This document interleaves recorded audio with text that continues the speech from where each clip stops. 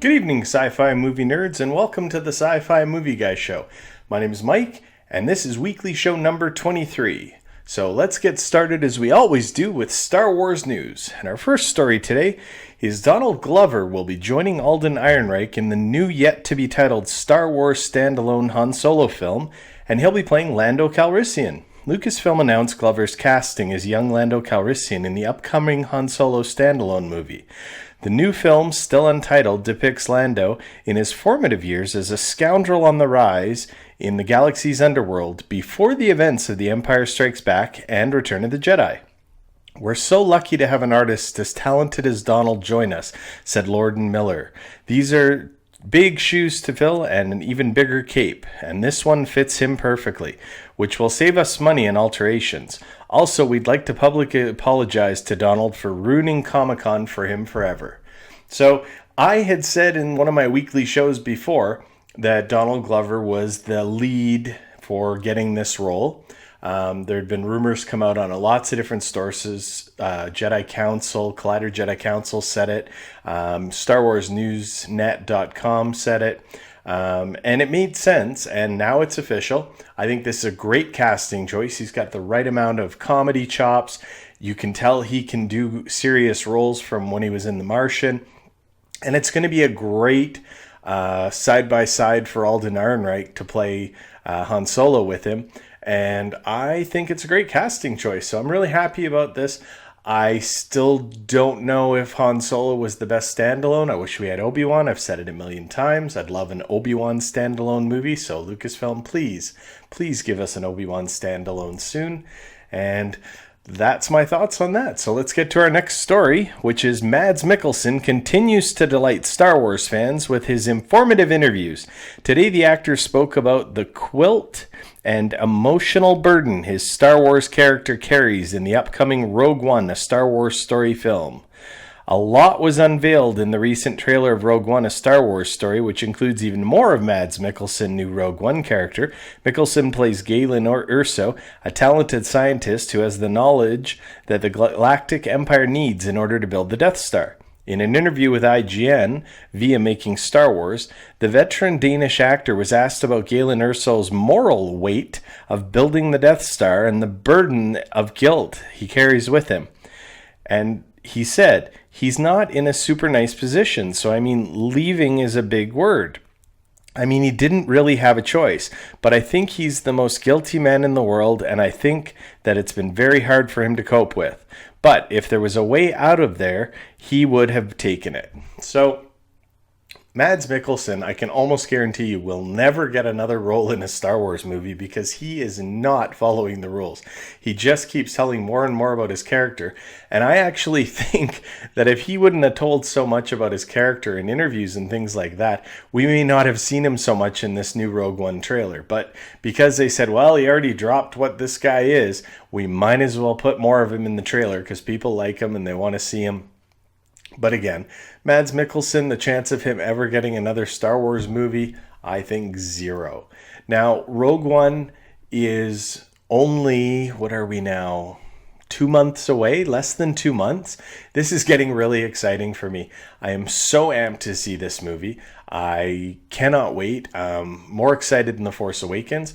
Hope you are too. Please let me know in the comments section below how much you are looking forward to Rogue One, or if you're more looking forward to Episode 8. Again, am looking more forward to Rogue One, probably because it's right around the corner.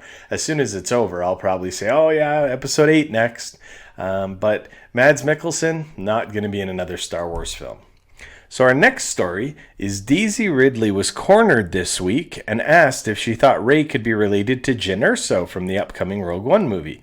Ridley spoke recently with Vulture as she promoted her new documentary, The Eagle Huntress, which she narrated and executive produced.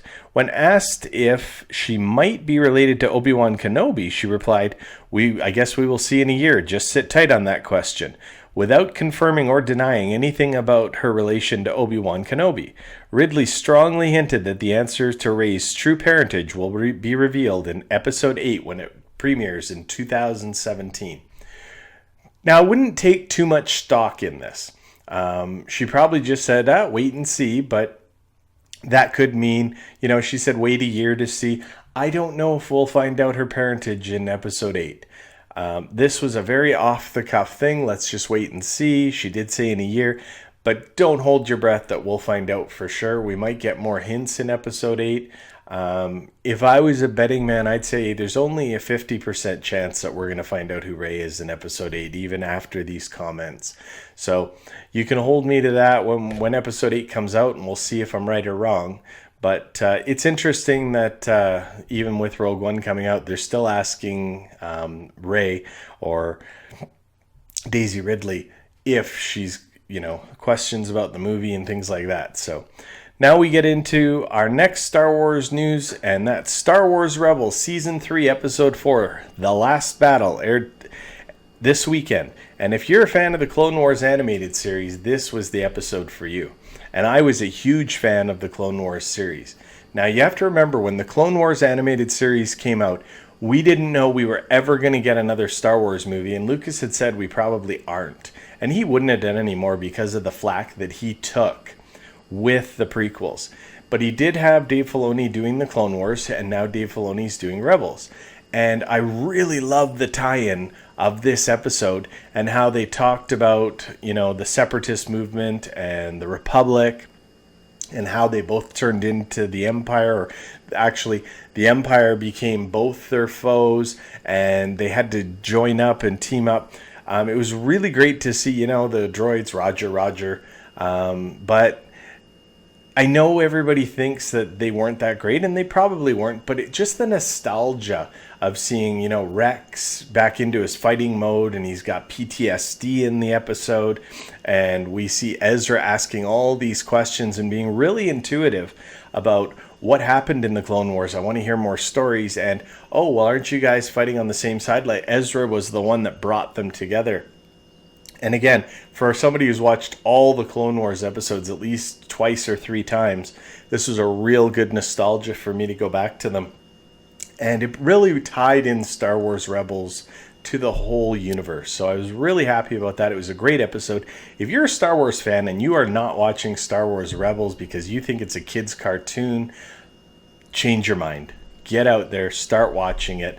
Start from the beginning. I do recommend you start right from the beginning, season 1. Don't just start watching season 3. Try to get the old episodes and watch it from the beginning, because there's a really great story arc that has happened over these 2.5 seasons that have been out, where you need to see the beginning. But it's a great, great show. It really helps hold me over in between the year-long wait between movies. And the storytelling is amazing. The artistry is amazing. And it's just great Star Wars stuff. So watch Star Wars Rebels if you're not. And finally, in Star Wars news, just wanted to let everybody know that Jason from Trench Run Rebels is going to be coming back on the show either this week or next week. We're going to sit down and tape our top 10 favorite Jedi. And we're going to go back and forth with our lists and talk about all the different Jedi that we really like. So if you guys are amped up for this, please write in the comments section below your top 10 Jedi, or send me an email about your top 10 Jedi, and I'll read those lists after we do our top 10 if you send me an email. So now let's get into sci-fi news. So our first story today in sci-fi news is the new trailer for Logan dropped this week, and it looks like we are going to be getting a very different Wolverine movie. While speaking with Empire, director James Mangold said that Hugh Jackman and he were determined to do what was right for the movie, even if that meant fudging the timeline. In that, he then confirmed that the movie does indeed take place in the future, long after Days of Future Past. Now, this movie, or this trailer, looks amazing. We have Wolverine, who is not healing like he normally does because he's so old, and we get to see Patrick Stewart, a very old Patrick Stewart, in this trailer. And they threw it so far into the future that it won't affect any of those timelines or stories that have happened already with X-Men. And we know X-Men jumps all over the place, and their timeline is a bit messy. But this movie doesn't have to worry about that because it's way in the future. And I'm really excited to see an old Wolverine. And when he gets hurt, he doesn't quite heal as fast. And he's just war-torn and grizzled, and when you see the trailer, if you haven't seen it yet, it's a great trailer. And I wasn't, super excited about Logan, the new Wolverine movie. But after seeing this trailer, I am super excited. I cannot wait. I didn't really like the last X-Men movie that came out. Wasn't my cup of tea. First 20 minutes was good, but the rest wasn't. But this movie looks right up my alley.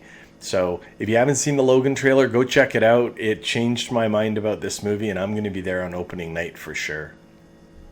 So our next sci-fi story is Entertainment Tonight caught up with director James Wan at the Australians in Film Awards Gala in Hollywood, where he was asked what can we expect to see from his first foray into the superhero genre with Aquaman.